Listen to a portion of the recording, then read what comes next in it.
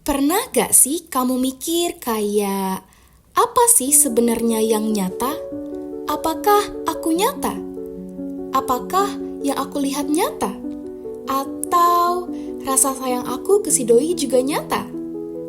Nah, kalau kamu mulai kepikiran gini, selamat.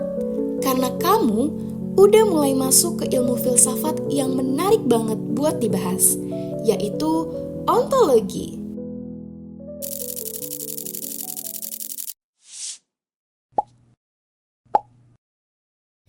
Mungkin kamu asing sama kata ontologi ini, tapi tenang, yang asing cuma namanya doang kok. Karena sebenarnya ontologi itu salah satu cabang dari ilmu filsafat yang ngebahas apa sih yang sebenarnya ada. Jadi, bukan sekedar nanyain ada tugas ke teman atau nanyain ada kesempatan buat balikan ke mantan. Tapi benar-benar ngebahas kayak, apakah itu nyata? Apakah benda itu nyata atau cuma ilusi pikiran aja? Atau apakah pikiran dan mimpi termasuk ada? Nah, semua pertanyaan kamu bakal dibahas di sini. Filsuf zaman dulu, yaitu Plato, pernah bilang kalau yang benar-benar ada itu bukan dari yang kita lihat, melainkan yang abadi kayak ide-ide sempurna. Jadi, apa yang kita lihat sekarang ini cuma bayangan dari ide-ide yang gak kelihatan. Nah, bingung kan kamu? Oke, contohnya tuh kayak gini. Kamu ngelihat kucing di dekat kamu. Nah, menurut Plato, si kucing itu cuma tiruan dari bentuk sempurna yang ada di alam lain.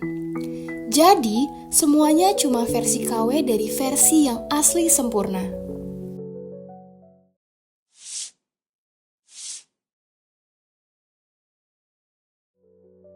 Kalau tadi Plato bilang semua yang kita lihat cuma bayangan doang, beda lagi sama pendapatnya Aristoteles, di mana dia bilang kalau sesuatu yang ada itu yang bisa diamati.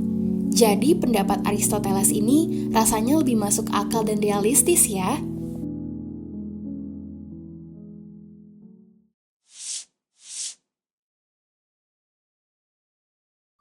Nah, ontologi itu penting banget buat perkembangan dunia khususnya sains. Karena sebelum kita bahas gimana sih cara sesuatu bekerja, kita harus tahu dulu, itu beneran ada nggak sih? Misalnya ada ilmuwan A bilang, saya nemuin zat baru nih.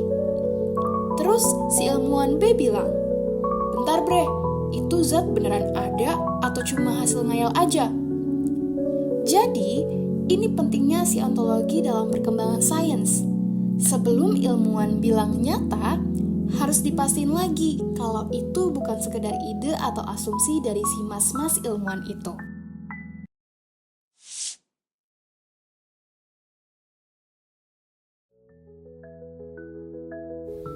Kesimpulannya, ontologi ngajak kita mikir dari tingkat yang paling dasar. Sebelum nanya kenapa dan bagaimana, kita tanya dulu, beneran ada nggak sih? Dan walaupun kelihatannya ribet, pertanyaan ini justru bikin kita lebih sadar tentang realita di kehidupan hingga eksistensi kita sendiri.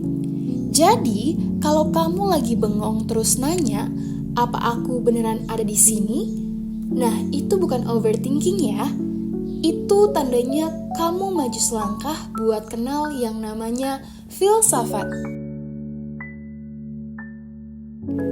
Kelompok 3 pamit, sampai jumpa di dimensi pemikiran selanjutnya.